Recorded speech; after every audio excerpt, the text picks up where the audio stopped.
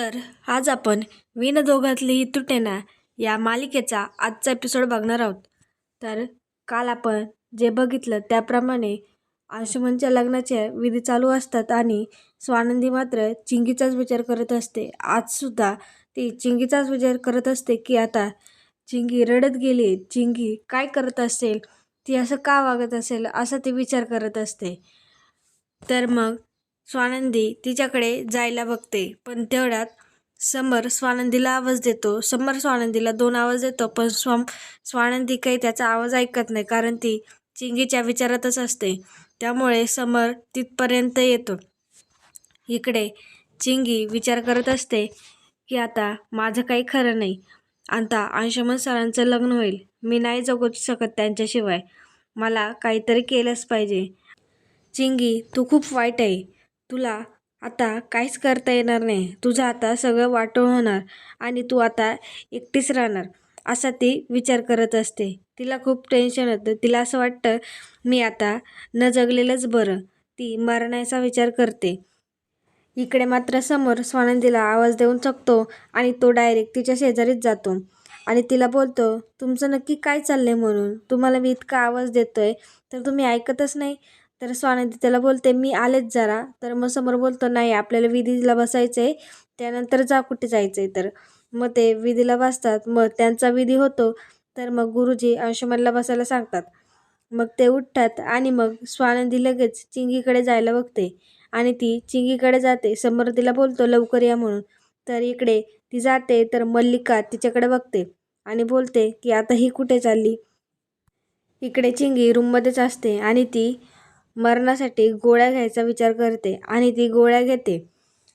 तिला असं वाटतं की आता आपण जगूच शकत नाही, अंशुमन सगळं आपलं आहे, आपण जगूच शकत नाही. त्याच्यामुळे ती गोळ्या घालण्याचा प्रयत्न करते.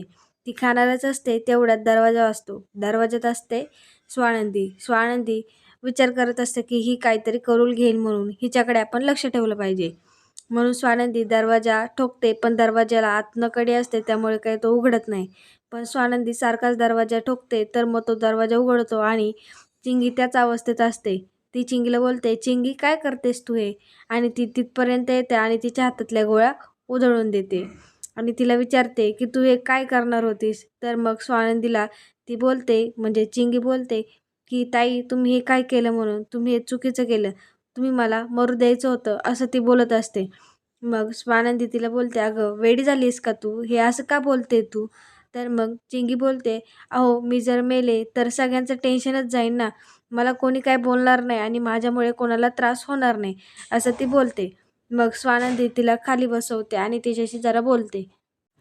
स्वानंदी बोलते, अगं आपल्याला हे आयुष्य दिले, हे काय मरण्यासाठी दिले का, असं का करत होतीस तू, मला सांग ना, मी त्यावर काहीतरी सोल्युशन सांगेन. मला जर काय माहितीच नसेल तर मग मी तुला काय सांगणार ना, असं ती तिला समजावत असते. आणि देवाने आपल्याला हे आत्महत्या करायचा हा ऑप्शन दिलेलाच नाही, तो ऑप्शन आपल्यासाठी नाही आहे, असं ती चिंगीला सांगत असते. पण चिंगीचं काय सत्य असतं हे आपल्याला माहिती असतं, ते स्वानंदीला माहिती नसतं. स्वानंदीला फक्त एक शंका असते, पण चिंगीने काही सांगितलं नाही, त्यामुळे मग स्वानंदीला पण काही माहिती नसतं, त्यामुळे तिला पण काही सोल्युशन काढता येत नसतं, त्यामुळे ती तिला काही बोलू शकत नसते. तर मग स्वानंदी तिला समजावत असते की हा ऑप्शन तुझ्यासाठी नाही आहे, तुला तुझ्या बहिणीला शिकवायचं आहे म्हणून. तू जर असं केलं तर तुझ्या आजीने कोणाकडे बघायचं आणि त्यांना कोण सांभाळणार, असं ती तिला बोलत असते. मग ते चिंगीला पटतं आणि मग स्वानंदी तिच्यासाठी पाणी घ्यायला उठते. स्वानंदी पाणी घेते तर इकडे चिंगीला डायरेक्ट चक्कर येते आणि चिंगी बेडवर पडते. मग स्वानंदी घाबरते की आता हिला काय झालं म्हणून. ती पाण्याचा ग्लास तसाच घेऊन येते आणि तिच्या तोंडावर पाणी शिंपडते, पण चिंगी काही लवकर उठत नाही. आणि इकडे लग्नाच्या सगळ्या विधी चालू होतात. इकडे गुरुजी सामान मागत असतात. तर मग अर्पिता बोलते, हे सगळं सामान स्वानंदीला माहिती आहे म्हणून आणि स्वानंदीने तयारी केली होती, आता मला माहिती नाही कुठे सामान आहे म्हणून. तर मग सगळेजण स्वानंदीला शोधत असतात. मल्लिका बोलते समरला, अरे ती स्वानंदी कुठे गेली आहे, तिला खरंच या लग्नात इंटरेस्ट आहे का. ती जेव्हापासून लग्न सुरू झाले तेव्हापासून ती इथे नाहीच आहे म्हणून ती असं त्याला टोमणं मारत असते आणि तिचं कायमचं रडगाणं सुरूच असतं. समोर बोलतं अगं त्या इथेच होत्या येतील म्हणून, पण स्वानंदी काही घरात नसते. स्वानंदी चिंगीला घेऊन डायरेक्ट हॉस्पिटलमध्ये आलेली असते. ती तिथल्या नर्सला विचारते की आम्ही कोणती अपॉइंटमेंट घेतली नाही आहे, पण हिची अवस्था खूप विचित्र झाली म्हणून आम्हाला अपॉइंटमेंट भेटेल का. तर नर्स हो बोलतात. स्वानंदी त्याला थँक्यू बोलते आणि तिला डॉक्टरकडे घेऊन जाते. डॉक्टर तिला चेक करतात, तिचे डोळे वगैरे सगळे तपासतात आणि मग तिचा BP चेक करायला सांगतात. डॉक्टर तिला विचारतात तू काही खाल्लं होतं का, तुला असं कधीपासून होते, तुला ॲसिडिटीचा त्रास आहे का. म्हणजे ती त्यांना सगळी लक्षणं विचारत असते. तर मग चिंकी सांगतं की मी ॲसिडिटीच्या गोळ्या घेते म्हणून. तर डॉक्टर विचारतात किती दिवसांपासून घेते. ती बोलते 7-8 दिवसांपासून घेते. आणि मग स्वानंदी बोलते अहो तिचं काही लक्ष नसतं म्हणून शरीराकडे, ती काम करते आणि मग अभ्यास करते. तर डॉक्टर तिला बोलतात की आपण घाबरण्यासारखं काही नाही आहे, तिला ॲसिडिटीमुळे झालं असू शकतं, पण आपण हिचे रिपोर्ट काढूया म्हणून आणि मग तिला चेकिंग करायला पाठवते. इकडे स्वानंदी डॉक्टरांना बोलते की हिला नक्की काय झालं आहे, हिचे मेडिकल रिपोर्ट मला माहिती नाही पण मी काढून घेते आणि तुम्ही मला सांगू शकता आणि वेगवेगळे जर काढायचे असतील रिपोर्ट तर मला तुम्ही सांगू शकता, आम्ही काढू शकतो. आणि इकडे मग समर स्वानंदीला कॉल करतो आणि विचारतो तुम्ही कुठे म्हणून. तर स्वानंदी अडखळत बोलते अहो मी जरा घराबाहेर आले म्हणून. तर मग समर विचारतो का. तर ती बोलते मी दवाखान्यात आले. तर समर तिला विचारतो तुम्हाला काय होते, तुम्ही तर मगाशी ठीक होत्या. तर मग स्वानंदी बोलते अहो मला नाही, मी चिंगीला घेऊन दवाखान्यात आले म्हणून. तर मग समोर तिला बोलतो की का, इथे स्टाफ होता ना त्यातलं कोणीतरी गेलं असतं. अहो इकडे सगळे तुमच्या नावाने तुम्हाला शोधताय म्हणून आणि सगळे ओरडतायत. तुम्ही जसं लग्न झालंय चालू झालंय तसं तुम्ही इथे नाही येत असं तो तिला बोलत असतो. पण स्वानंदी बोलते अहो समजून घ्या ना जरा, तिथे सगळे घाई गडबडीत होते म्हणून मीच तिला घेऊन आले आणि तिची अवस्था पाहता मला तिला काही वेगळं सुचलंच नाही असं ती त्याला सांगते. मग समोर बोलतो मी आनंदला पाठवू का. तर ती बोलते नाही नको, आत्ता रिपोर्ट येतील मग आम्ही रिपोर्ट आल्यावर लगेच घरी येऊ म्हणून असं ती समरला सांगते. समर तिला बोलतो हो या, सगळे तुमची वाट बघतायत आणि लवकर लवकर या आणि जर काही मदत लागली तर मला सांगा म्हणून असं समर तिला बोलतो. आणि आता चिंगीचे रिपोर्ट आलेले असतात त्यामुळे डॉक्टर स्वानंदी आणि चिंगीला बोलवलेलं असतं. मग डॉक्टर चिंगीला तिचं खरं नाव वगैरे विचारतात. चिंगी सांगते तिचं खरं नाव, तिचं नाव सानिका असतं. तर मग डॉक्टर बोलतात की स्वानंदीला तुम्ही हिच्या मिस्टरांना बोलावून घ्या म्हणून. तर स्वानंदीला धक्का बसतो. स्वानंदी बोलते अहो नाही, ही 19 वर्षाची आहे, ही अनमॅरिड आहे म्हणून. तर मग डॉक्टरांना काय बोलावं हे काही कळत नाही. ते बोलतात स्वानंदी बोलते काही वेगळं आहे का, मी करू शकते खर्च हिचा, ती आमच्याकडेच राहते म्हणून आणि ती कुठे बाहेर वगैरे जात नाही, ती 24 तास माझ्यासमोर असते असं ती त्यांना सांगते.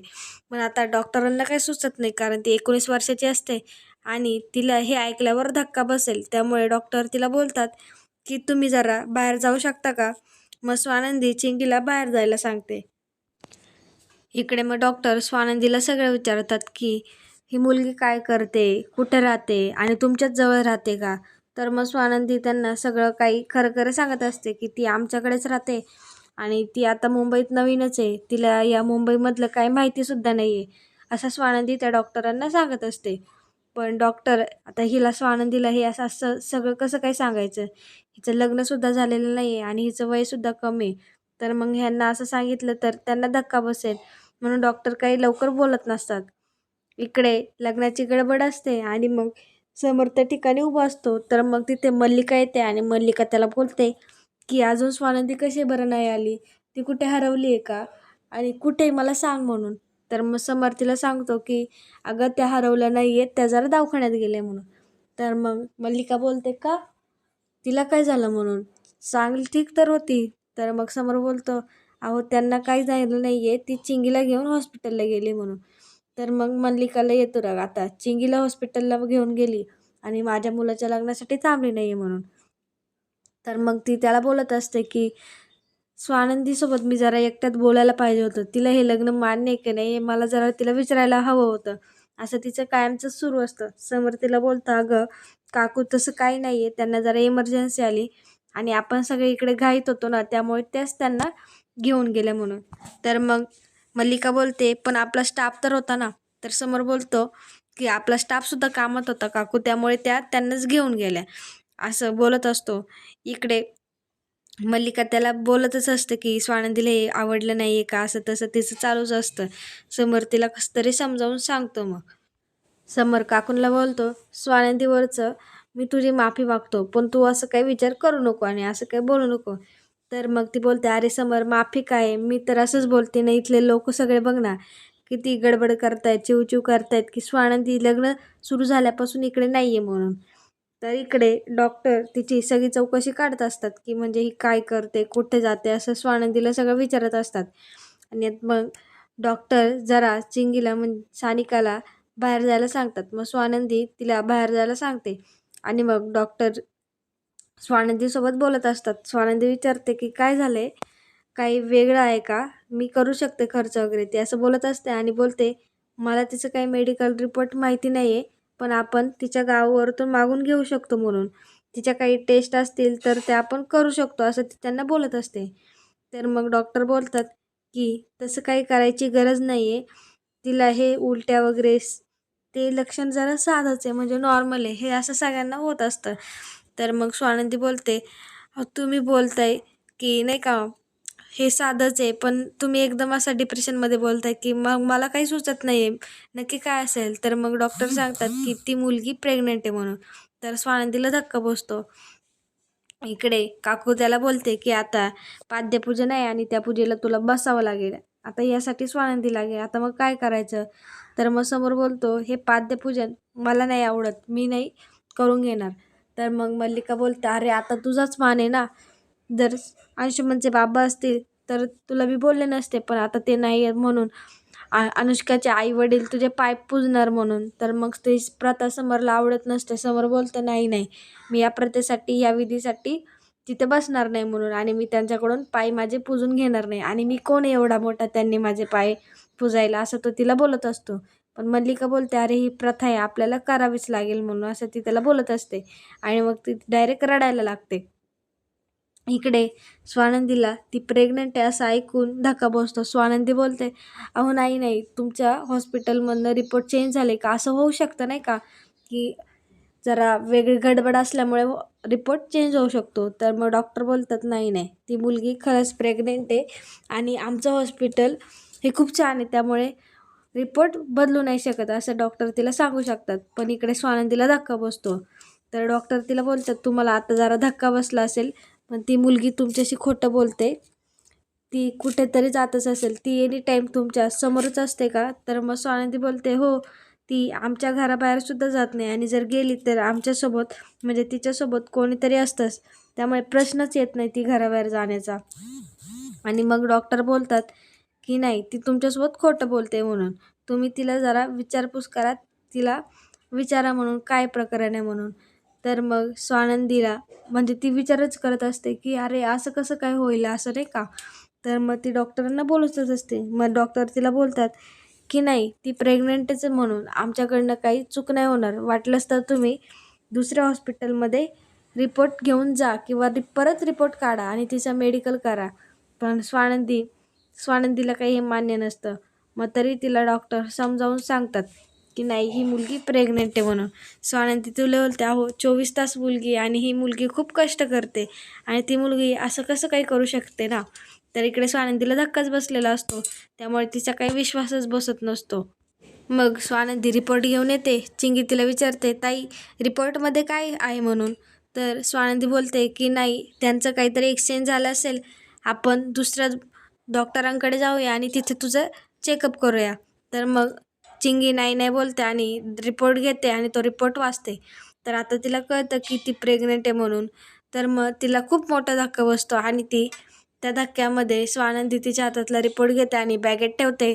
तर चिंगी इकडे सोफ्यावर बसते, म्हणजे तिला एक पूर्णपणे धक्काच बसलेला असतो. मग स्वानंदीला वाटतं की अरे खरं ही म्हणजे काहीतरी गडबड आहे म्हणून. तर ती खाली सोफ्यावर बसते. इकडे आता मंगलाष्टका सुरू करायचे असतात, त्यामुळे गुरुजी बोलतात की तुम्ही अक्षदा वाटून घ्या. तर मग आजी अप्पूला सांगते. तर अप्पू बोलते, मी का स्वानंदी आली नाही आहे का अजून. तर मग समर नारायणला आवाज देतो आणि त्याला अक्षता वाटायला सांगतो.